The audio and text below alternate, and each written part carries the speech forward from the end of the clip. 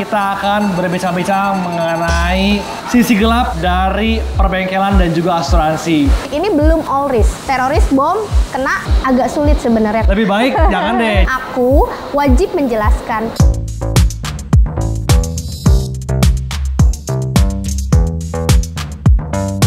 Halo semuanya, welcome back to my channel Maverick Jonathan. Video kali ini akan seru banget karena kita akan berbincang-bincang mengenai langsung to the point-nya ya. Sisi gelap dari perbengkelan dan juga asuransi. Kebetulan di sebelah gua ini ada perwakilan dari salah satu asuransi yang mungkin teman-teman juga sudah tahu, yaitu dari asuransi Artarindo.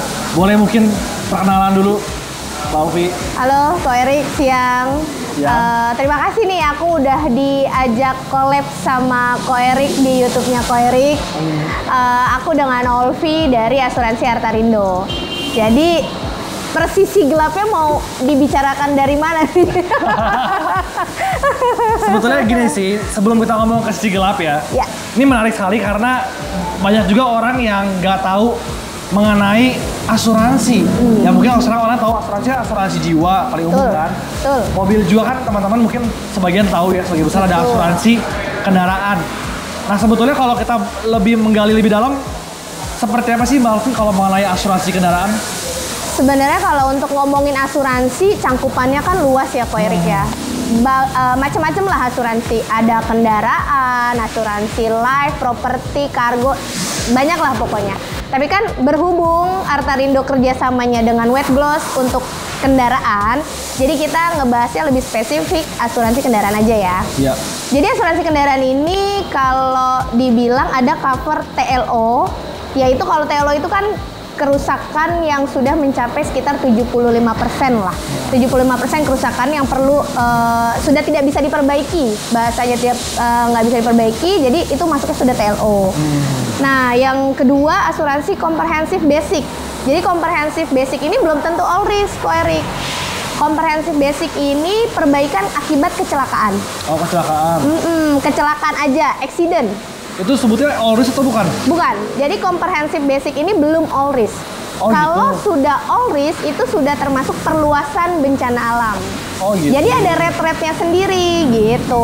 Oh, berarti paling tinggi itu kalau asuransi untuk kendaraan tuh, apakah kalau ada agent nih ngomong, Pak ini udah all risk, apa itu udah tergantung semua yang tadi komprehensif? Belum? Belum. Jadi kalau kita harus tanya dulu nih, Pak, all risk yang di cover sama asuransinya Bapak itu boleh diinfoin ke kita all risknya itu seperti apa gitu kan? Oh gitu. Jadi ada yang komprehensif basic yang aku bilang tadi yang kedua, ada yang komprehensif yang platinum plus. Kalau di Artarindo itu platinum plus itu sudah termasuk semuanya.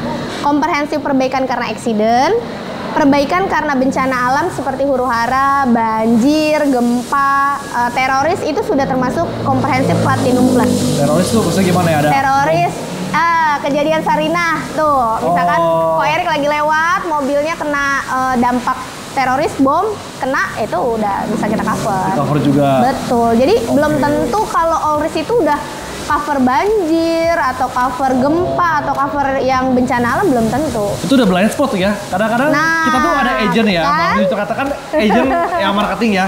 Menjual produk, ada yang jual harganya murah, ada yang jual harganya mahal. Banyak teman-teman terutama masyarakat yang nggak tahu gitu. Cuman anggap oh itu all risk. All risk. Murah. Udah semuanya nih gitu. Kok ini mahal, kok itu murah? Ya. Ntar yang disalahin asuransinya. Nah itu dia.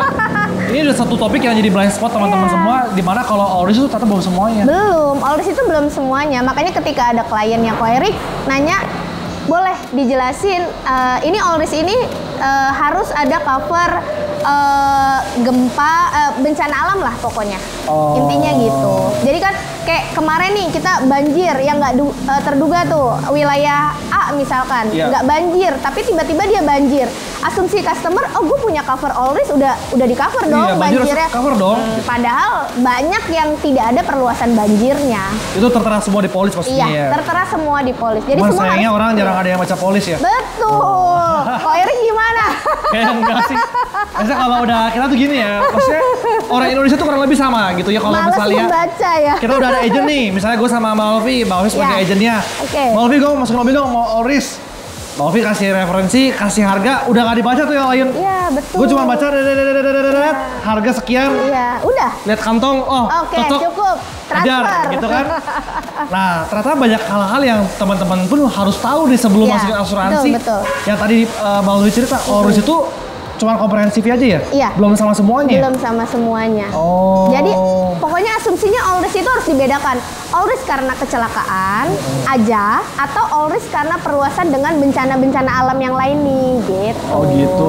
Harus pokoknya setiap teman-teman nih yang mau ikut asuransi kalau boleh capek di awal. Ditanyakan sedetail mungkin, jangan sampai nanti pas klaim tiba-tiba ada dispute di tengah jalan kan nggak enak. Antara asuransi dengan bengkel yang mereferensikan ke kami kan juga nggak enak Pak Erik. Iya, iya. Termasuk yang pihak ketiga tadi.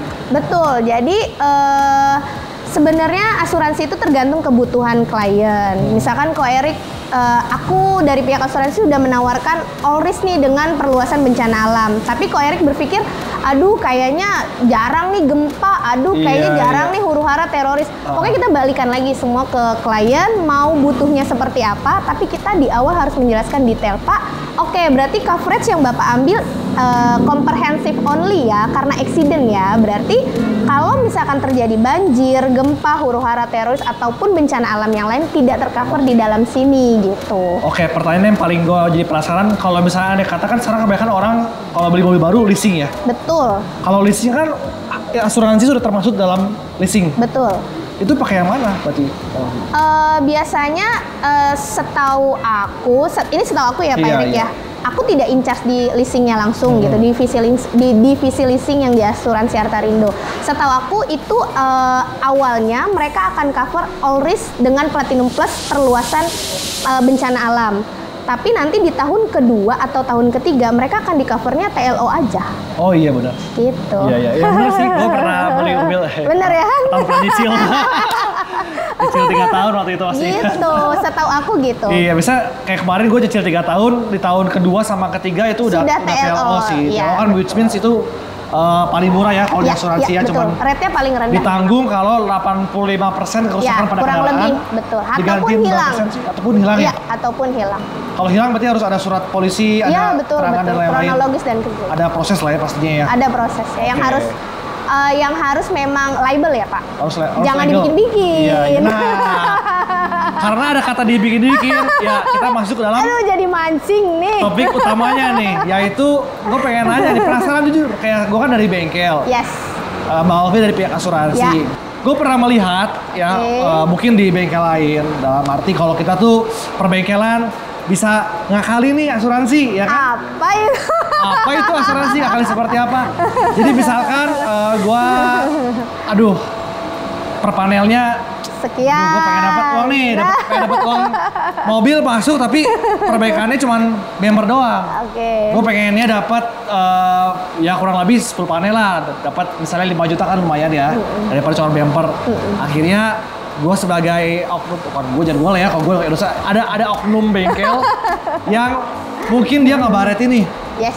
Bumper dibaretin, fender, pintu belakang. Kalau bisa puterin satu mobil deh, biar dapat cat full body. Iya. Customer happy, bengkel pun happy. Tapi asuransi kan ya gue bukan urusan bengkel. Ya, nah, bagaimana sih pendapat seperti itu kalau dari pihak asuransi gitu? Oke. Aku seneng banget nih Ko Erik nanya gini. Dari sisi bengkel loh ada pertanyaan kayak gini. Berarti kan aku berasumsi wet gloss nih, aduh, pro lah ke asuransi gitu. Maksudnya tidak menguntungkan untuk bengkel sendiri gitu kan, melainkan emang kerjasama yang dibangun Artarindo dengan Wet Gloss tuh long term ya Ko Erik ya, family lah kita ya. Iya, mitra kan kayak suami dan istri, masa suami nyakitin istri atau sebaliknya kan nggak mungkin kan, mitra seperti itu. Betul. Jadi ada sih Ko Erik beberapa case memang, dan hal itu emang nggak tabu sih di dunia asuransi gitu. Kalau memang kita jeli, sebenarnya sih ini kan ada di sebenarnya sih yang bisa ngejawab bener-bener yakin adalah bagian klaim. Tapi ini aku coba kasih tahu sepengetahuan aku gitu kan. Dari sisi aku, dari pendapat aku, ada beberapa bengkel yang seperti itu memang. Jadi klien datang ke bengkel untuk karena bengkel tersebut kerjasama dengan si asuransi dan mungkin si bengkel ini kurang punya rasa apa ya yang Pak Erik bilang tadi ya, integritasnya ke asuransi kurang, yang penting gue untung, asuransi rugi bodo amat gitu kan. Jadi menurut mereka ya udah nggak masalah gue tambahin panel-panel yang tidak diklaim jadinya diklaim. Ya kan gitu. Ya kalau customer sih ya udahlah Mas, nggak apa-apa, orang gue cuman paling ngeluarin OR berapa sih. Iya, kalau customer yang nakal juga ya, maksudnya senang-senang aja gitu maksudnya. Senang-senang aja gitu. Mungkin ada asuransi juga buat lebih dapetin spare part baru kali, bisa juga gitu juga loh. Bisa nggak sih kalau gue masukin mobil ke asuransi, terus ntar tungguin 2-3 bulan deh. Dia kan ada cacat misalnya di lampu dapet atau di kaca, spare part dapat spare part baru gitu. Nah itu gimana? Itu sebenarnya ini kalau asuransi mobil itu sebenarnya untuk membuktikan hal seperti itu tuh agak sulit sebenarnya kok. Iya, itu kan kayak blind spot asuransi nih. Nah, asas kepercayaan sih sebenarnya sama pihak gitu. Bengkel. Betul, dari ke pihak bengkel, ke pihak customer gitu kan. Ya kalau memang sudah mereka tidak punya integritas. Tidak punya hal tersebut ya sebenarnya apa yang mereka lakukan yang nggak baik jadi baik. Kan jatuhnya gitu kan, dan asuransi bisa mengetahui itu tidak baik ya harus detail dari sisi klaimnya. Kebetulan kita punya tim klaim yang integritasnya cukup bagus lah. Investigasi lah. Ya gitu. betul. Untuk investigatornya divisi klaim kita cukup baik lah gitu di Artarindo. Jadi ya so far sih selama ini dari Wet Gloss pun kita nggak pernah nerima isu seperti itu kita ya. Sih nggak berani sih kalau Wet Gloss tuh percaya banget namanya karma. Jadi teman-teman tahu tabur tuai, nah kita tabur tuai betul. Karma itu gitu. ada. Betul, karena tiap kali mobil yang aneh-aneh biasanya pun akan keluar dengan aneh-aneh gitu. Jadi kita nggak mau apa sih untungnya kita lakukan hal seperti itu. Misalnya untung let's say ya sekali dua kali untung ya, tapi kesananya udah karmanya nanti parah, nanti bisa merembet ke keluarga pribadi atau pekerjaan lebih parah, udahlah kayaknya cepat atau lambat pasti ada yang pasti tahu lah semua namanya tabur tua itu. Kayak saya harus belajar karma. Ya karena sudah melalui mungkin ya Mbak Lovi ya. Jadi kita emang komitmen dari awal pun dengan asuransi, terutama Artarindo nih teman-teman yang belum tahu, Artarindo itu asuransi eksklusif untuk Wet Gloss di Jakarta Mbak Lovi. Karena kita nggak ada asuransi lain selain Artarindo untuk saat ini ya. One and only. Karena gue jujur nggak mau diribetkan dengan oknum-oknum. Terutama masalah agent pun ada oknumnya loh, Mbak Lovi. Oknum agent. Nanti ada kata lobby, kalau teman-teman tahu lobby. Nah, kalau gue nggak mau dipusingkan seperti hal-hal itu. Makanya gue melihat Artarindo ini perusahaan asuransi yang bersih. Jadi kayak gue perkenalan gue dengan Mbak Olvi ya karena ya kita sudah kenal cukup lama. Makanya berani nih ngomong kayak gini, karena ya kita udah pastiin ya kita nggak ada main aneh-aneh ya gitu. Thank you Kak Erik. Nah jadi kembali ke pertanyaan tadi, itu akibatnya apa sih untuk mungkin konsumen ataupun pihak bengkel? Sebenarnya secara hukum aku nggak terlalu detail ya akibatnya itu gimana. Pencurian berarti masuknya loh, itu hukum loh. Tapi ya sih sebenarnya kalau misalkan mau diperkarakan bisa. Tergantung si pihak asuransinya. Mungkin kalau kerugiannya mungkin udah cukup besar gitu kan. Perkarain dibandingkan daripada rugi besar gitu kan. Gitu. Mungkin salah satunya bisa itu gitu. Tapi yang selebihnya untuk sanksi sosialnya ya mungkin bengkel itu asuransi itu luas kok Erik. Ya kan? Maksudnya pasti akan ada omongan nih dari asuransi lain. Bengkel ini mau kerjasama nih sama gue misalkan gitu kan, dari asuransi A, jangan dia main ini di gue gitu. Ya udah bisa ke blacklist gitu.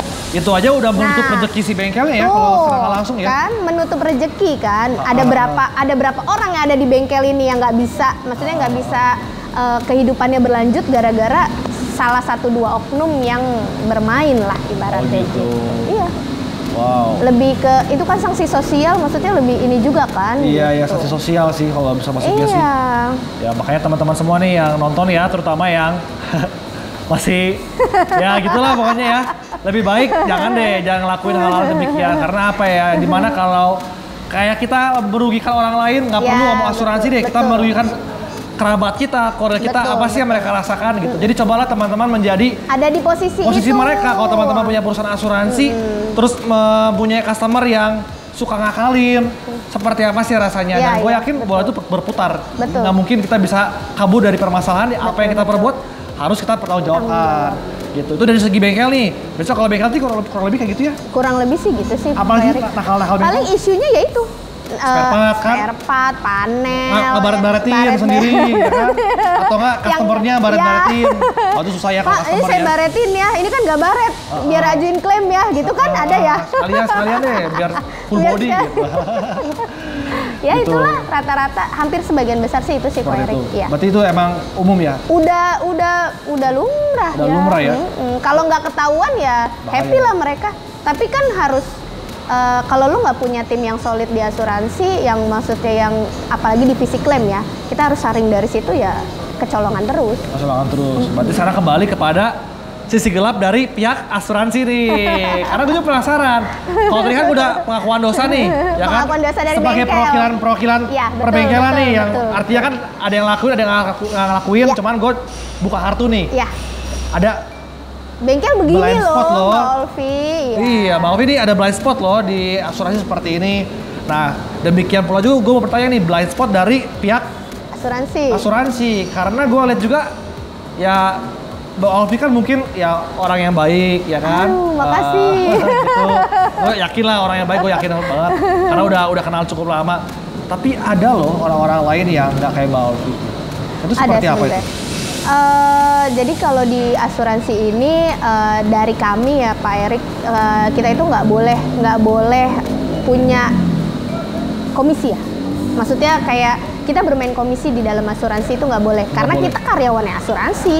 Iya. Gitu, nggak boleh kita yang kayak gitu tuh nggak boleh. Padahal boleh, Tidak dapat- diperbolehkan. Bisa dapat Persenan. lebih kan?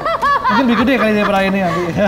Tapi kalau sanksi sosialnya udah langsung itu di apa namanya di mempertanggungjawabkan untuk di-cut di tengah jalan, kita kan juga memutus rezeki keluarga Iya, kita. Itu yang nggak boleh kita lakuin. Intinya selagi lo benar dan tidak melakukan fraud apapun dalam hal komisi, ya lo akan baik-baik aja di asuransi gitu. Tapi kalau misalkan nggak hanya komisi aja sih Pak, kayak misalkan yang orang klaim main sama bengkel atau itu banyak tuh. ya yang aku dengar sih banyak memang gitu kan, entah salvage lah, entah Mbak titip panel lah, jadi kerjasama lah dari si pihak bengkel sama megang nih orang klaim kita, bengkelnya sama ya agentnya jadi lah. berbagi lah mereka gitu kan. Iya. Itu juga nggak boleh sih. Itu nggak boleh. Sebenarnya di dunia pekerjaan apapun lo nggak boleh lah macam-macam. Iya. Lurus aja jalannya. Iya, jadi ya itu kategorinya mencuri ya. Gimana kalau Iya. mencuri itu ya sepinter-pinternya perusahaan membuat suatu sistem ya, kalau emang udah ada maling ya susah ya. Maling kan biasanya tahu celah-celah atau segala macam, Iya. bener nggak?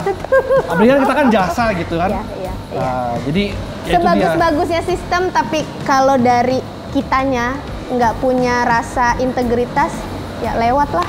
Iya, Ya kan? iya. Betul, Sistem betul. bisa diakalin kok, Erik. Iya. Ya kan? Berarti kalau misalnya gua nih ketemu agent mungkin dari asuransi lain yang lobby, itu berarti emang pastinya ilegal lah ya? Ya, berarti bisa jadi ada kan misalkan gini, Ko Erik, gue mau nih kerjasama sama bengkel lo, misalkan aku agent. Ntar gue masukin ya ke perusahaan, ke Artarindo misalkan. Lo bisa nanti gue kerjasama sama bengkel lo deh, bengkel lo masukin deh ke Artarindo. Ntar gue titip ini.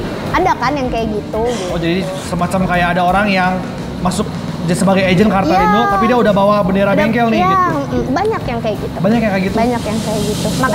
Makanya masuk bengkel di Antarindo itu udah bener-bener difilter sekali gitu. Makanya kita bengkel kerjasama seperti Wet Goals ini kan nggak banyak. Ya sedikit tapi berbobot lah ya. Iya. Gitu kan. Berbobot dalam artian integritasnya ada, hasil pengerjaannya juga bagus, komplainan dari customer juga nggak ada. Ibaratnya kita bisa meminimalisir itu gitu. Ya udah, buat apa banyak tapi merugikan pihak asuransi. Walaupun harga weightless cenderung lebih Mahal ya. mahal ya. Asuransi pasti ya seperti itu. Kalau dengan harga weightless mahal, tapi teman-teman ya, asal teman-teman tahu. Kalau Ada harga, asuransi, ada rupa. ya, asuransi bisa karena dengan weight loss itu udah bukan asuransi ecek-ecek, ya kan? Karena memang harga per panel kita pun nggak per panel umum, Iya, gitu. Dan pastinya kalau asuransi pun ya kita to be fair lah, nggak mungkin kalau asuransi teman-teman di bengkel yang biasa sama asuransi di bengkel yang khusus wet gloss sama kayak enggak lah. Pasti ada perbedaan kan? Yang premium dengan yang Iya, ini. iya betul.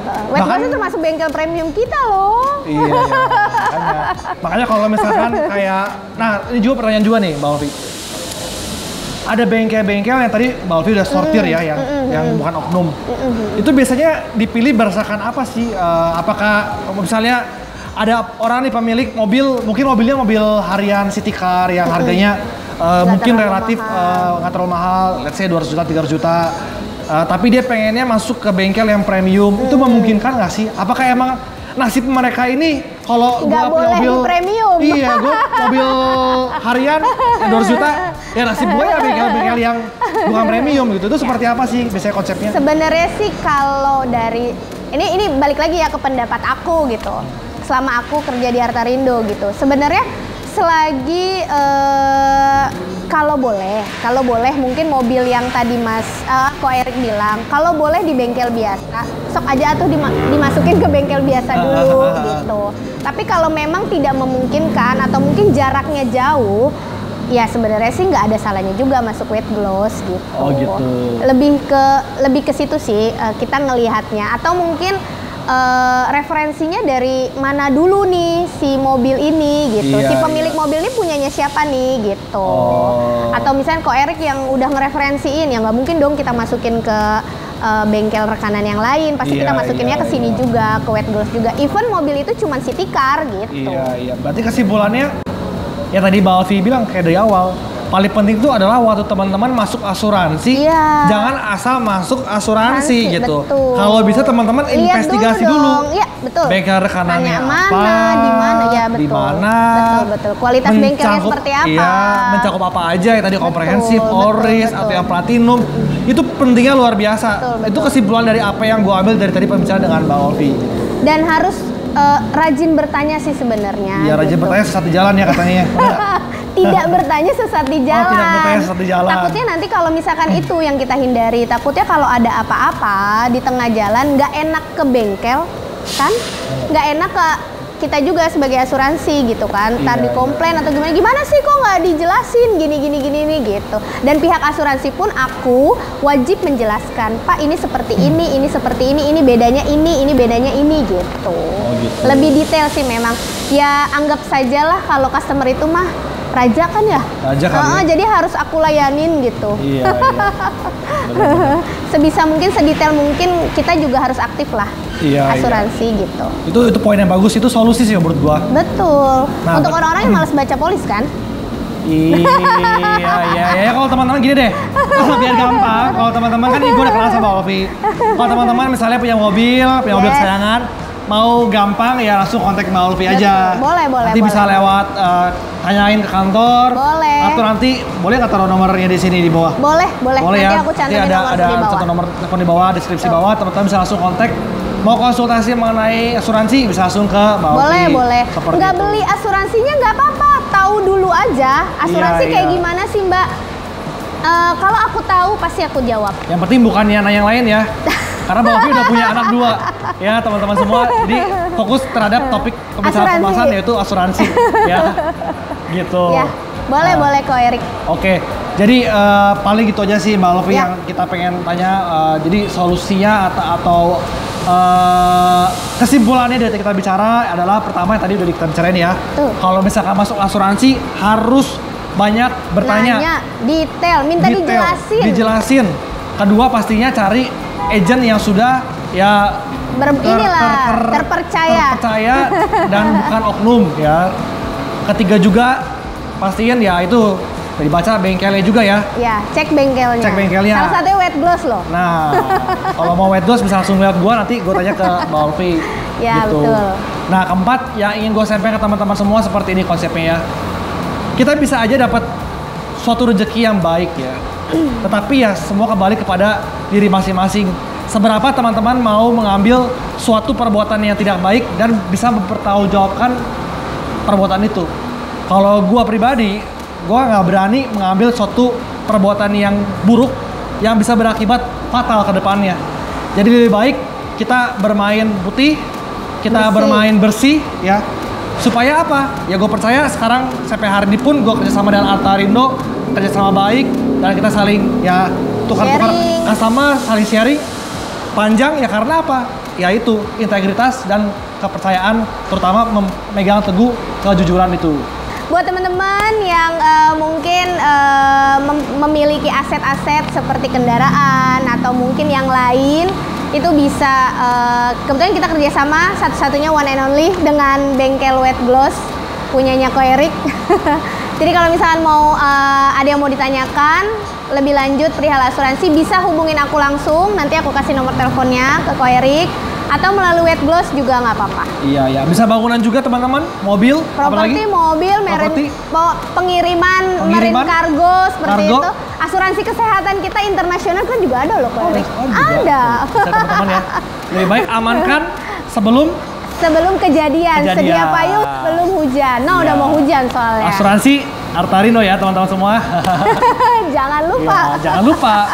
Jadi paling itu ya teman-teman semua video kali ini karena sudah cukup durasinya lama ya. Yes. Mbak Olvi ini seru banget karena pembahasannya betul-betul daging nih. Buat teman-teman semua yang tertarik bisa langsung kontak Mbak Olvi atau langsung ke Artarindonya juga bisa langsung. Terus teman-teman juga yang belum follow IG Artarindo, silakan di follow Artarindo Official. Ada di bawah ini ya. Yang buat teman-teman yang belum follow IG kami, Wet Gloss, please follow @wetgloss, dan juga jangan lupa untuk subscribe channel gua Maverick Jonathan, ketik like, komentar, dan juga klik tombol loncengnya supaya terus mendapatkan update-update video yang gak kalah seru. Paling gitu aja video kali ini, gua Maverick Jonathan dan Olvi dari Artarindo. Pamit undur diri, sampai jumpa di video selanjutnya. Dah.